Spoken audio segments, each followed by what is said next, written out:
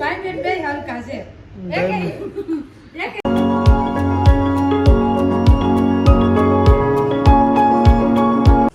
Hello guys, good morning, જય શ્રી કૃષ્ણ.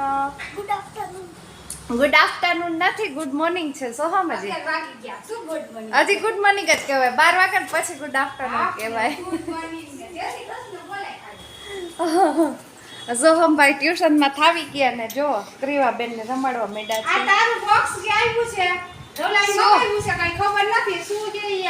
શું રવિએ પાર્સલ મગાવ્યું? સાચું કા આવ્યું?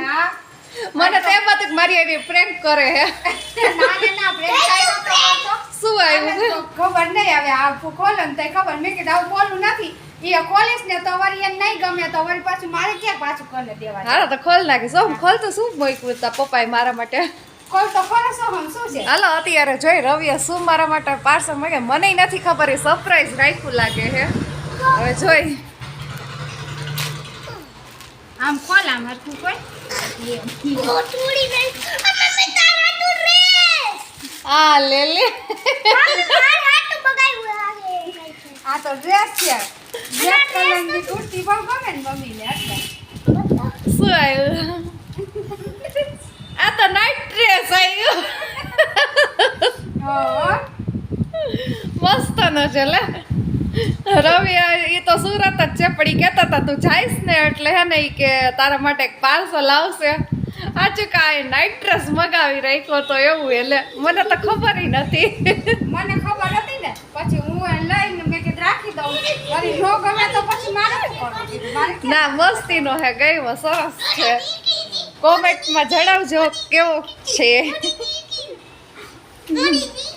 હેલો દોસ્તો, કેમ છો? બધા મજામાં જશો અને એકદમ બધા મજામાં જશો. નવા એકદમ ફ્રેશ બ્લોગમાં સ્વાગત છે તમારા બધાનું. કારણ કે કુંભાલે સવારે બનાવી નાખ્યો હતો કારણ કે હું થાક્યો તો સુરતથી, અને સુરતથી આવતા મારે બ્લોગ નથી બનાવવાનો. એનું કારણ છે કે ફરીને એટલા થાકી ગયા ને વાત પૂછો, એડિટિંગ કરવાનો ટાઈમ નહોતો. અને અત્યારે બપોરે બેસી ગયા છીએ જમવા. તો ચાલો બધાને જમવું. જો દાળ ભાત છે અને આ છે. અને આજે સ્પેશિયલ ડે એટલે તમે વિચાર લેજો કે શેનો ડે છે. તો આગળ વિડીયોમાં જોતા રહેજો. સ્પેશિયલ ડેમાં આજ શું છે ને બધું. તો ચાલો જમી લઈએ. જો આ ભાઈ બેન બે રમે. સોહમ જો આમ રમે છે ને ક્રીવા જો તમે આ હાંડા હે ને આ હાંડે કચરો રહ્યો ને આ હાંડે જો ક્રીવાના ધંધા છે બધા. દાંત કાઢીએ તો તમે જો ઓલો ભાઈ હે ને આવા નખરા કરે છે. એટલે આ જો તમે આમ મોજમાં એમ ફૂલ. અને આખા હોલમાં જો રમણ ભમણ કરી નાખ્યું ક્રીવા. હવે સામું જોયો ઓલો ભાઈ આમ રમે છે ને એટલે બેન ને મજા આવે. ભાઈ બેન બે હલકા છે. એકે ઉપર એમ માંગે એમ નથી. એમ આ તો બહુ તોફાન તારી થઈ ગઈ. આમાં ક્રીવા ભાઈ બહુ તોફાની, અતિશયની વાત છે. એવી તોફાની છે બેન એક તો હાલતા આવડી ગયું ને. આખા હોલમાં આખા હોલ નથી રહેવા દેતી. એક વસ્તુ નથી રહેવા જો આમ આવી રીતના ઠેકડા એ લાગી જાય માથામાં. તો આવી ગયો ભાઈ અત્યારે ઘરે દુકાનેથી કામકાજ પતાવીને. આજ તો પપ્પાનો બર્થડે છે. સ્પેશિયલ ડેમાં એવું હતું બર્થડે છે ને થાકી ગયો ને સુરતમાં થાકોડ એવો લાગે ને એટલે વાત પૂછોમાં. કારણ કે ફર્યા ને એટલું ફર્યા એની વાત પૂછોમાં. અને આ બધા જીવ બળતરા કરે પણ કરવા દેવા એમાં કઈ વાંધો નથી. એકલા જાય તો પછી બધા કરે જ ને. તને કેને કીધું તું સુરત જવાનું?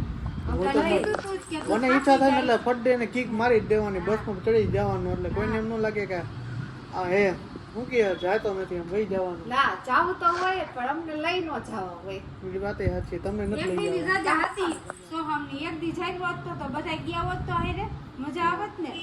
હા ભલે. હે તો ચાલો પપ્પાનો બર્થડે દુબઈ લઈ જવાની. એક તો હોનાની ઘડિયાળ તો લઈ નથી દેતા દુબઈની. એમાં કાલ આવવાની છે મોકેવી છે. તો ચાલો પપ્પાનો બર્થડે ઉજવી લઈને પછી જાય બહાર જમવા જવાના છે. પપ્પા હજી બહાર ગયા છે એને ખબર નથી. આ કેક બેક લઈ આવ્યા છે. કેક તો લઈ આવ્યો જ છું. તો ચાલો મળીએ પપ્પાનો બર્થડે ઉજવીને પછી જાય એક જમવા. ભાઈ આવી ગઈ પપ્પા માટે સ્પેશિયલ કેક લઈ આવ્યો. મસ્ત લાગે. અમેરિકાથી લઈ આવ્યો. હા ભાઈ એવા ભાઈ ગોળાઈ ન મૂકે જાય. જો આ માં દીકરી જો તૈયાર થઈ અમારે કેવી રીતે જો રેડ વેલ્વેટ લાવ્યા છો. કેવું લે કઈ કેક છે? Red velvet. મમ્મી જો તૈયાર થઈ ગયા છે. મમ્મી તો ચાલો કેક પપ્પાને કાપી લઈ. મમ્મી હું નાખ્યું આવી ગયા પપ્પા કેક કાપવા માટે. જો તરબૂચ મોર નાખી આપણે બાપ દીકરી. પેલા એ ભૂલાઈ ગયો તરબૂચ સુધા નહીં ખોત તો સારું તો કેક નો લીધી હોત તો. હાલો તરબૂચ મૂકી ગોલી લઈ જા. મોટામાં દોરો કાઢ તરબૂચ તો રોજ ખાય. Happy birthday to you. Happy birthday. જો આ કાપતા કાપતા આ બાપ દાદા થી કે હે લડાઈ થઈ ગઈ આમાં. જો તમે જો તું કાઢ ભાઈ માર બે. તું તું- માર માર દીકરો તું માર. થૂક નો ઉડે ડે ટુ યુ. આમાં સોમ કાઢ. પપ્પાનો 54 વર્ષ અલગ 55 બે હશે. સોમ. પપ્પાનું 55 વર્ષ બેઠું ભાઈ 55 વર્ષમાં પહેલી વાર પપ્પાએ કેક કાપ્યો. ઓ સોફ તો ઉતાવળો. આવે તો આવે. હાલ તું લઈ લે.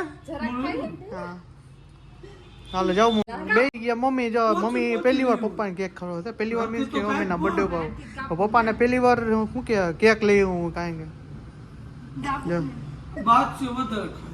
હા મીઠું ખાય ને એટલે નો બાજે નાખે. કડવું ખાય ને તો બાજે કડવું. બે આવતા એવું ભલે બોલ.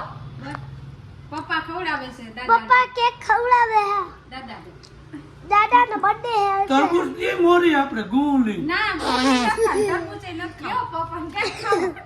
લ્યો કોમલ દી હું નખરા કેવા કરે ખાવા કેક જ ખાય છે નકરી આમ તો મમ્મીને દઉં જો છોકરી બહુ ખાય જો કે અને જીરીક દ્યો અને દ્યો જીરીક એને ખાવે છે દીએ તો કેવડી હાલો માર દીકરો હાલો કે જીરીક જ આપ્યો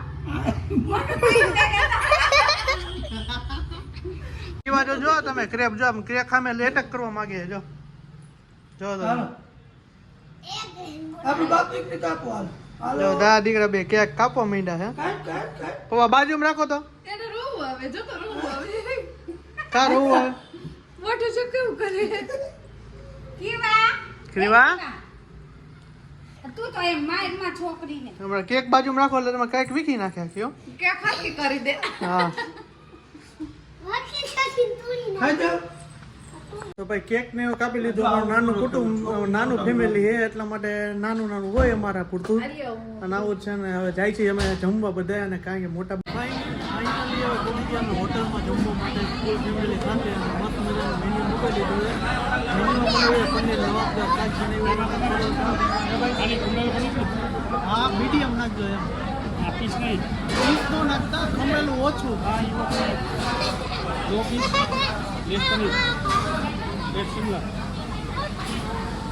હા ભાઈ તો પનીરનું શાક શાકનું કહેતા હતા કે આમ બેસી ગયા. જો પપ્પાને બધે મમ્મીને અમારે કેવડી છે ખૂણામાં બે ગઈ તો ચાલો જમી લઈએ. મસ્ત મજાનું ખાતો એવો લાગ્યો ને આખું બોલતી